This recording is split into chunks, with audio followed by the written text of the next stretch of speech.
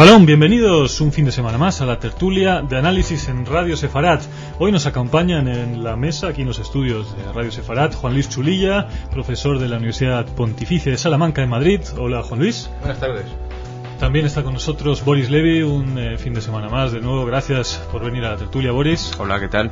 También Irit Green, bienvenida a esta sección. Hola, Alex. Irit es, como saben, de la redacción de Radio Sefarat. Es un placer tenerte en esta sección por primera vez. ¿Qué gusta? Boris Levy es economista y además es peruano. Queremos preguntarte, Boris, por Ollanta Humala. Son las elecciones en Perú en una semana y hemos escuchado, entre otras cosas, en las noticias de Radio Sefarat sobre comentarios antisemitas del entorno de Ollanta Humala. ¿Cómo es esto? ¿Qué posibilidades tiene Ollanta de llegar al poder? ¿Es cierto que hay antisemitismo en esa lista? Bueno, hay bastante incertidumbre política en este momento en Perú de cara a las elecciones.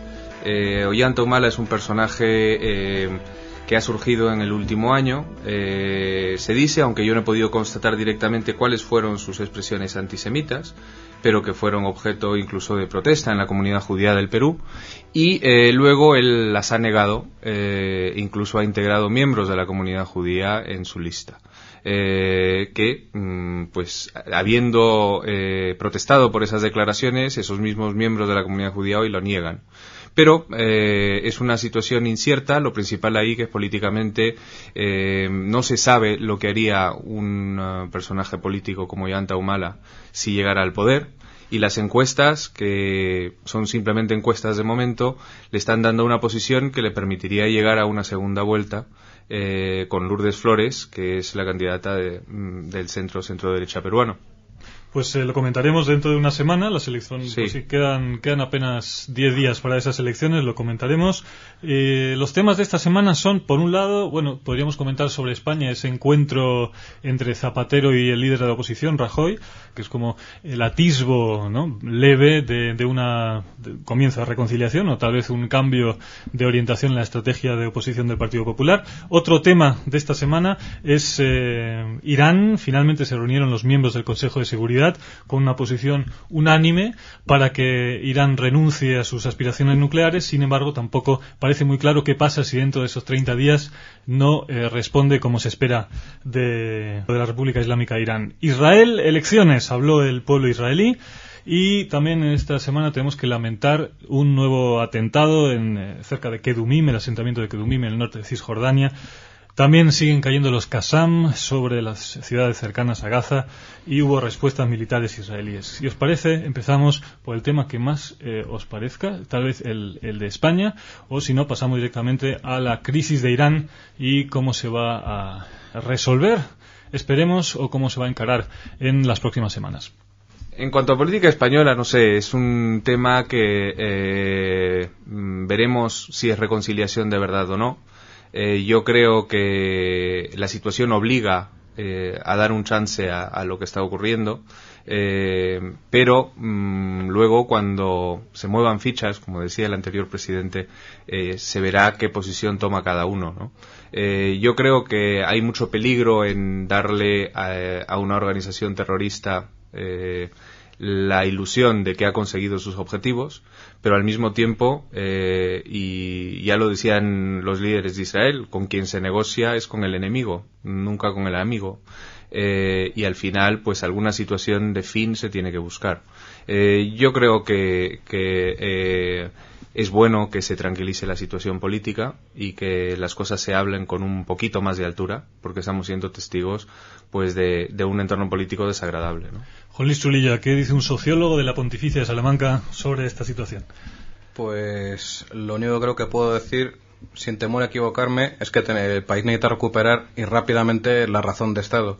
O sea, que haya temas, y este es uno de ellos, pero no el único, que estén por encima de los partidos y que no se les pueda poner en la balanza para obtener réditos electorales o contentar a las parroquias respectivas.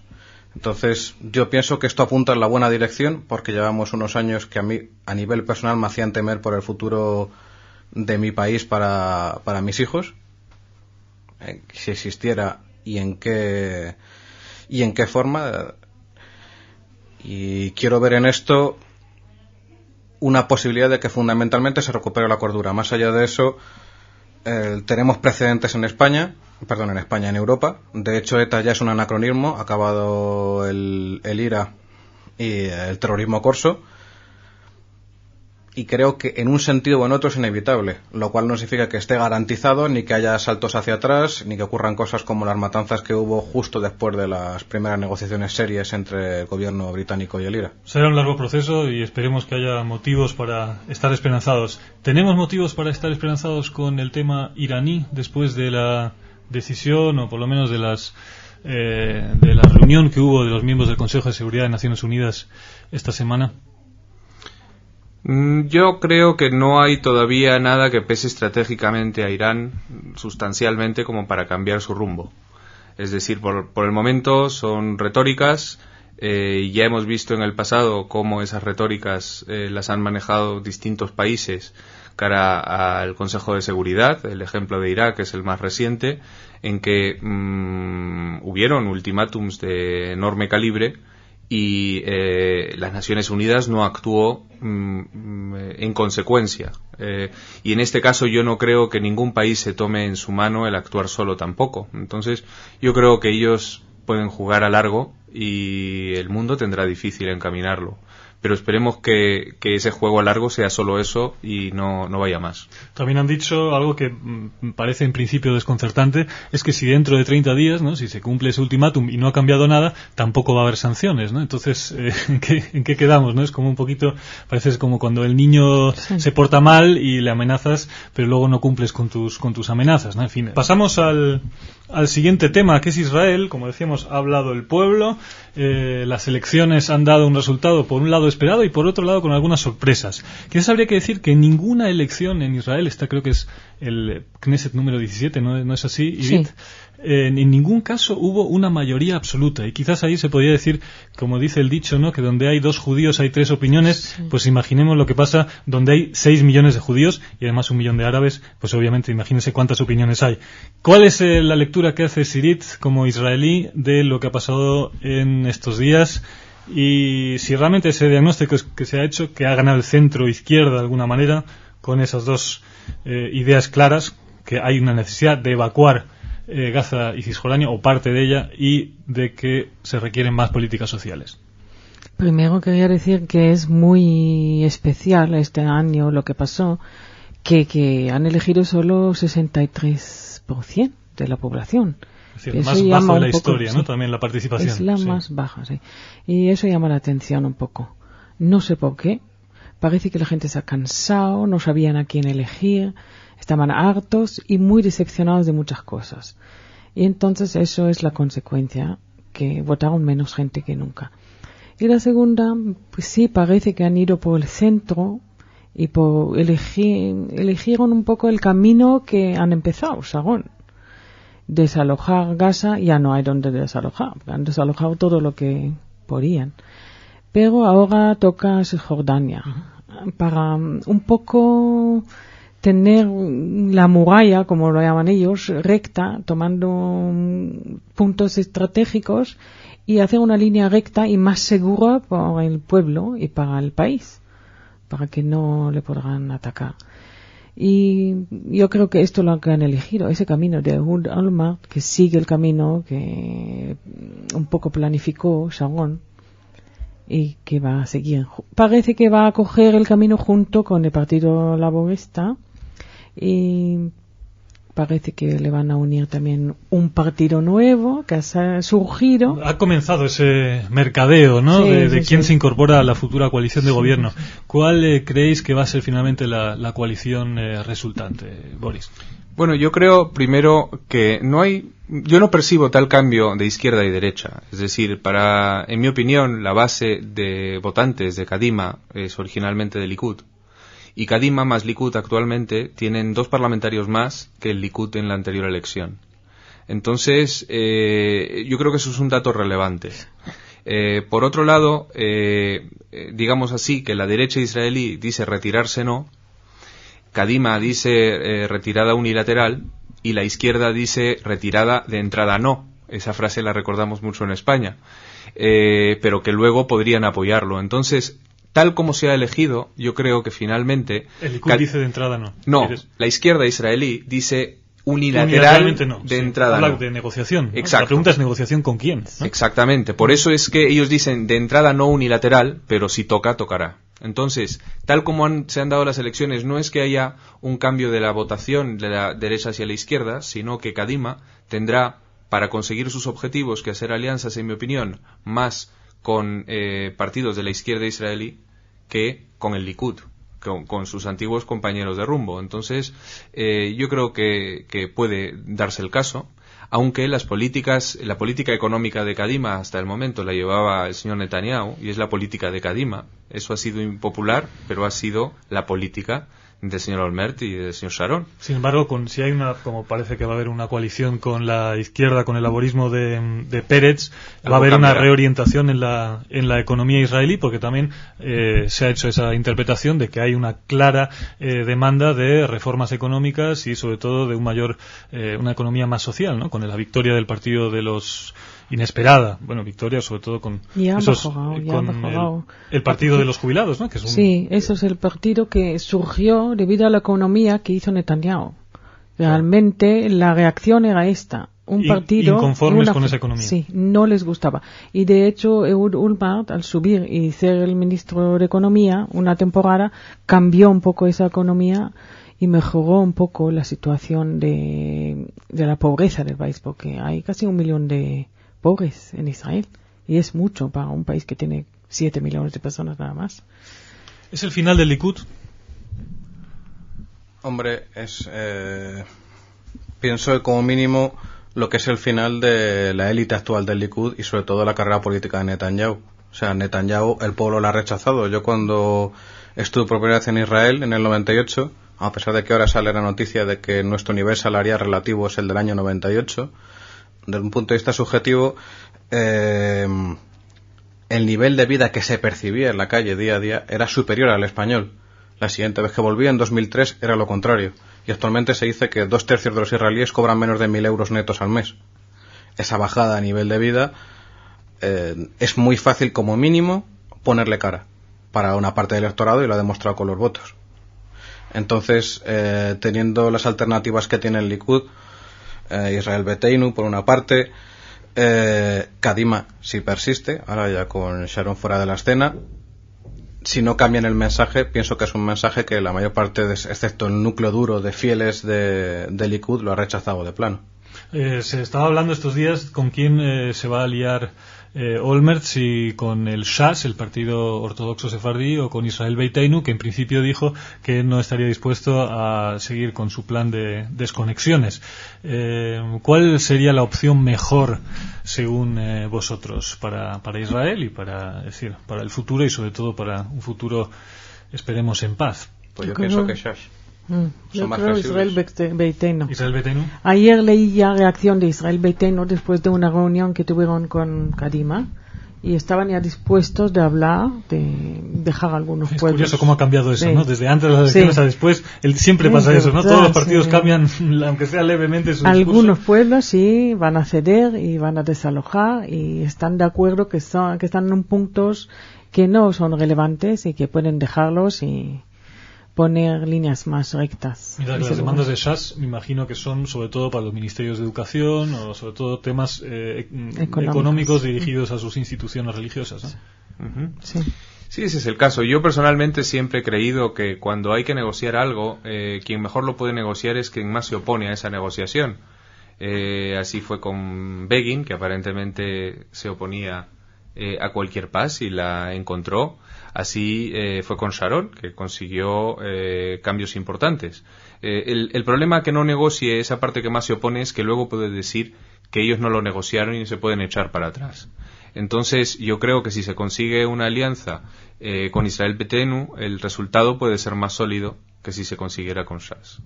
Con esto hemos comentado en otros programas ya el tema de las retiradas unilaterales, ¿no? De alguna manera, también con esta elección, los israelíes han dicho que sí a eso, de una manera u de otra. Es decir, hay una expresa renuncia a el mantenimiento de Cisjordania, por lo menos tal como se mantuvo durante estos casi 40 años de ocupación. Entonces, eso es un cambio sustancial, ¿no? Eso, en los últimos 10 años se ha ido viendo poco a poco que ha habido más apoyo a eso. Entonces, eso sí que supone, ¿no?, es la partición del Estado, y eso es una decisión importante. Ahora, eso puede traer la paz. Vuelvo al tema que decíamos antes. ¿Cuál es el interlocutor con el que se puede establecer ese diálogo hoy en día? Bueno, solo anotar que ese interlocutor, hoy ante los atentados de ayer en Cisjordania, declaró que le preguntaron si lo condenaba y declaró que el pueblo palestino no tiene otra opción más que luchar, y plenamente justificando a sus mártires, a esos llamados mártires, que lo que hacen es meterse en un coche con 2 menores de edad y 2 ancianos y reventarles una bomba. Entonces, curiosamente fue reivindicado por Al-Fatah ese atentado, ¿no? Sí. Es decir, también no viene de Hamás. O sea que, por un lado, Hamás mantiene la tregua. No puede atentar. Bueno, pero hay subcontratación, recordarás. No, por el empresario. Sí. Y claro, con un interlocutor así, ¿qué compromisos puedes obtener? Es muy difícil. Pero intentarlo hay que intentarlo. Olmert ha dicho que le va a dar un tiempo al asunto. Veremos cuánto tiempo le da. Juan Luis. Es muy complicado, como dices, y desde luego no es una cuestión que se solucione en 2 días, pero dijo Ben Gurión en el 67, si no me equivoco, corregidme si es así, que después de la victoria en la guerra de los 6 días, cuando todo el mundo estaba tan alegre, tan contento por haber incorporado a Judea y a Samaria, que dijo que bien, pero también nos hemos quedado encerrados con 1,5 millones de palestinos. Y es un tema que de una manera o de otra tendrá que encontrar una vía de solución. Eso los analistas políticos lo han comentado estos días en varios diarios, que uno de los criterios básicos, no sé, Irit, cómo lo ves tú, para esa retirada es esa realidad demográfica. El cálculo es el siguiente: el índice de natalidad de las mujeres árabes son 5 hijos por mujer, que es una barbaridad, que es muy superior a la israelí, y eso significaría que en el año 2020 serían más que la población actual de Israel, más de 6 millones. Actualmente son 3,8 en Cisjordania y Gaza. Bueno, siempre ocurren cosas así. La estadística no puede prever las cosas, porque no podrían ver que casi 1 millón de judíos de Rusia vendrán a Israel y engordarán en nuestras filas, como se dice. Es triste, ¿no?, pensar que esto es una guerra demográfica de ser más, ¿no? No se puede convivir, aunque uno sea más que otro. Y los israelíes también tenemos, por ejemplo, la política de pagar por cada niño. Conforme una familia tiene más niños, más se paga. Y eso era una equivocación de Netanyahu, quitar esto del primero y segundo hijo como si no existían. Eso no hubo antes, esa política. Ben Gurión lo puso y lo quitó. Si Shas está en el gobierno, volverá a esa medida, ¿no? Y esto parece que va a volver, porque no puede ser. Y normalmente las familias suelen tener 4 hijos en Israel, ¿eh? Las familias que conozco yo suelen tener 4 hijos. Pero el índice de natalidad creo que está es superior al europeo, creo que está en el 2,7. Esa es la media que hace unos años que había. Bueno, pero en fin, en cualquier caso es más que en España, donde es la más baja de Europa. Tener más, y precisamente la ayuda económica empuja mucho, porque si tienes ya el tercer hijo, a partir del tercero, cada niño percibe más dinero. Entonces la suma es mucho más para cada niño, y los estudios y todo esto no cuestan tanto a la familia. Y se puede mantener un nivel más alto de vida. Yo creo que... Pero aún así, luego, al día siguiente de la supuesta desconexión de Cisjordania, ¿qué pasaría? Pues estamos viendo lo que ha pasado en Gaza. Es decir, en Gaza han tenido la posibilidad de dar una muestra de autogobierno, controlar una frontera con Egipto, una frontera internacional. Entendemos que habían limitaciones en aeropuerto y en puertos marítimos, pero ya había una oportunidad estupenda de decir, podemos llevar un país adelante, y no lo han hecho de momento. Y en Cisjordania, si pasa lo mismo, ¿qué se gana? Al final hay una desconexión, hay un mejor control de la seguridad para Israel, pero no hay todavía una garantía de que las cosas se puedan tranquilizar. No es comparable, quiero decir. Gaza es imposible que por sí mismo sea nada parecido a un país. Gaza es uno de los mayores campos de refugiados del planeta, el índice de paro es monstruoso y todavía peor es la natalidad, y hace muchísimo tiempo que está completamente fuera de control. Sin una inyección permanente del dinero europeo, Gaza no tiene un sentido de población estable y controlada. En cualquier caso, también hay simplemente un criterio que es el de la legitimidad internacional, que si se cumplen con esas resoluciones de la ONU, la famosa 242, la devolución de los territorios es una reivindicación apoyada por la comunidad internacional, y podríamos decir que en ese caso también la pelota estará del lado palestino. Mientras eso no puede funcionar, porque la línea verde jamás se va a respetar desde el 67, es imposible. Jerusalén ya tiene una conformación completamente diferente. ¿Qué van a devolver? ¿La colina francesa, la colina de las municiones? No, están esos planes que incluyen parte del territorio, como algunos asentamientos, los que están en torno a Jerusalén, pero la mayoría del territorio se... No, pero Jerusalén, cuando estaba antes de la guerra de 6 días, sufrió muchísimo de los jordanos, muchos. Yo tenía familiares que vivían y no vivían en su casa. Bueno, la ciudad estaba partida por la mitad, Estaba partida y bombardearon constantemente del lado jordano, y dentro de los armarios aparecieron las bombas, y era un sin vivir en la ciudad. Entonces la ciudad, una capital, un país y es una capital respetada por todo el mundo, no quisieran verla así, de esa situación como estaba antes. Vivían mal en la ciudad y no quieren volver a vivir. De todas maneras, si me permitís añadir un contrapunto, voy a decir algo que puede sonar un poco chocante, pero pienso que jamás pueden sorprender todavía y bastante. Y no digo que sean ni mucho menos santo de mi devoción, porque evidentemente dicen lo que dicen y hacen lo que hacen. Pero por otra parte, el resto de las principales fuerzas palestinas tienen sus propias fuerzas terroristas, al-Fatah la primera, y de momento, a diferencia del Fatah, jamás como organización es básicamente honesta. Quiero decir, no es una organización corrompida hasta la médula con el dinero de fuera, con una parte significativa del dinero en manos del dinero que vino en manos de la viuda de Arafat, o como si alguien ahora ya evidentemente no se puede, pero cuando se podía en el 98 saltar los checkpoints, llegar hasta Ramallah con taxi y tal, y ver los palacetes que se habían levantado a las afueras con el dinero, con mi dinero, caramba, que lo estoy pagando conmigo, pues pensando en la diferencia entre las dos formaciones, y sobre todo que si la han elegido los palestinos es de puro hartazgo con alguien que no le está solucionando nada y que solo prolonga la situación, lo mismo como has dicho tú antes, Boris, precisamente con tu enemigo con quien tienes que negociar. Precisamente a lo mejor lo mismo que Begin, y perdón por la comparación por si puede sonar mal, a lo mejor ahora los líderes de Hamas en el gobierno y no como la oposición como estaban antes son más pragmáticos y buscan una solución realista. No sé. Bueno, inshallah, sí, confiemos que esa honestidad de la que hablabas, Juan Luis, se traduzca en una moderación, en una relación más dialógica y un reconocimiento de quien tienen al lado, que es el Estado de Israel. Yo creo que más importante es que los pueblos de todo el mundo, o sea, los países de todo el mundo más bien, presionarán ahí, y ahí pueden llegar a un callejón sin salida y reaccionar. Confiamos en esa sorpresa que nos darán los líderes de Hamas, con esa esperanza y ese optimismo que nos caracteriza siempre en esta mesa. Gracias, Irit Green.